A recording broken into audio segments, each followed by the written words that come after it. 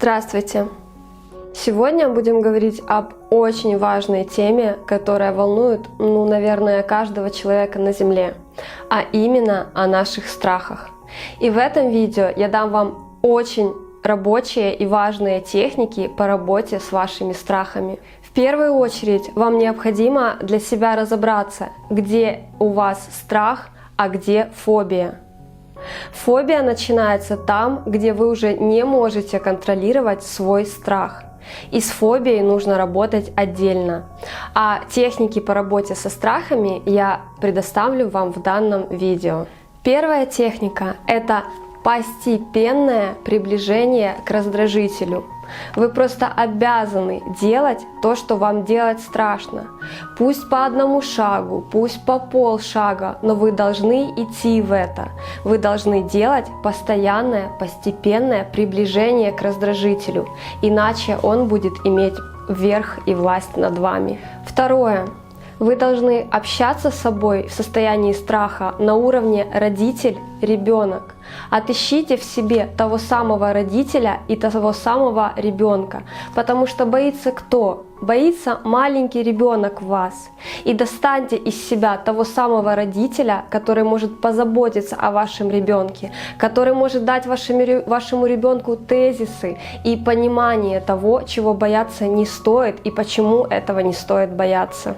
Следующая очень важная техника – это усиление симптоматики. Вы не должны убегать от своего страха, вы должны идти в него.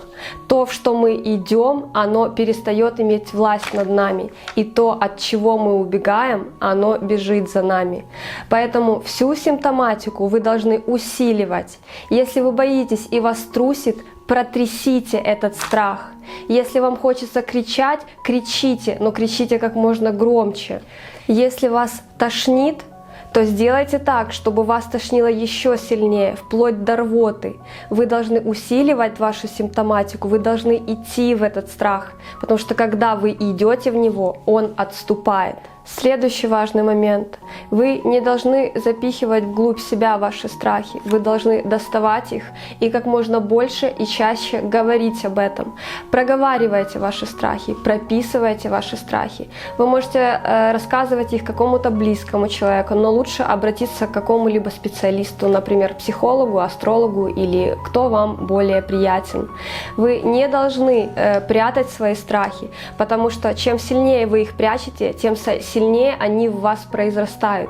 И наоборот, чем больше вы об этом говорите, тем меньшую власть это над вами имеет. Следующая важная техника, одна из лучших, по моему мнению, это довести ситуацию до абсурда. Точнее, не ситуацию, а вашу мысль об этой ситуации.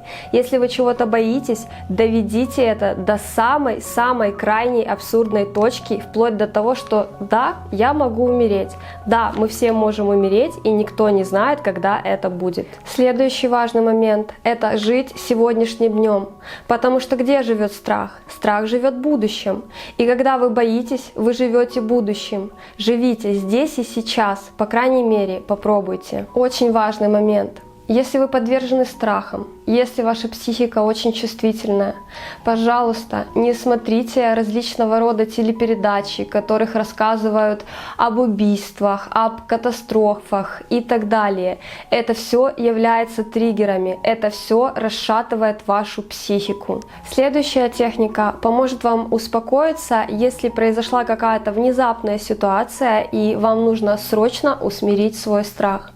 Вы делаете глубокий вдох, задерживаете ваше дыхание на как можно более долгое время, которое только сможете, и делаете медленный выдох. И таких циклов вы делаете от 3 до 5 раз, пока не успокоитесь. Если с вами в детстве произошла какая-либо психотравмирующая ситуация, которая уже во взрослом возрасте вызывает у вас страхи, то эту ситуацию нужно обязательно достать и проработать.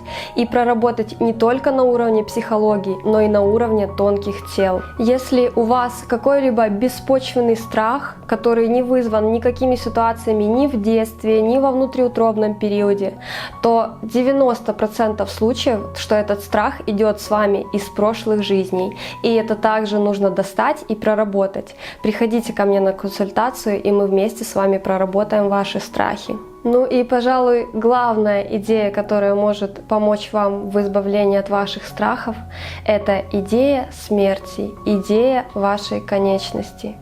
Понимание, что да, я могу умереть завтра или в следующем году, она не только делает более качественное проживание вашего дня, но и убирает страхи на второй, третий план, а то и убирает их вовсе.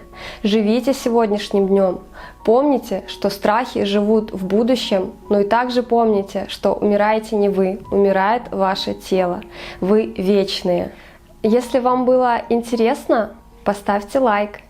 Если это видео было вам полезным, поделитесь, пожалуйста, им со своими близкими, потому как оно может помочь вашему близкому человеку справиться с его страхами и улучшить качество его жизни. Благодарю вас за внимание. Желаю вам всего самого доброго, светлого и позитивного.